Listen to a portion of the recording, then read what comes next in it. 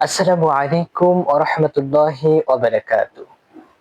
প্রিয় মুসলমান ভাই ও বোনেরা, আশা করি মহান আল্লাহর রহমতে ভালো আছেন।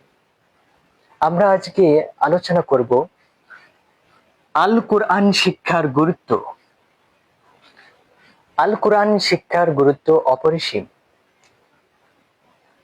পৃথিবীতে অনেক কিতাব আছে, যেমন ফিজিক্স, কেমিস্ট্রি, বায়োলজি, ম্যাথ ইত্যাদি অনেক কিতাব আছে।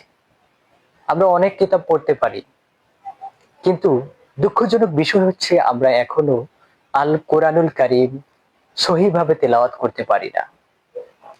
অথচ আল্লাহ রাব্বুল আলামিন বলেন, ওয়ালাকাদ ইয়াসসারনাল কুরআন, আমি কোরআন মাজিদকে সহজ করে দিয়েছি যাতে আপনারা সহিভাবে পড়তে পারেন এবং তদনুযায়ী আমল করতে পারেন। আমরা অনেক কিতাব পড়ার চেষ্টা করি, কিন্তু কোরআন মাজিদ তেলাওয়াত করার চেষ্টা করি না। আমরা অনেককে ভয় পাই, আমরা অনেকে অলসতা করি। অথচ কিয়ামতের দিন এই কোরআন আমাদের বিপক্ষে সাক্ষী দেবে যে আমরা কোরআন তেলাওয়াত করার চেষ্টা করি নাই, সহিভাবে তেলাওয়াত করার চেষ্টা করি নাই।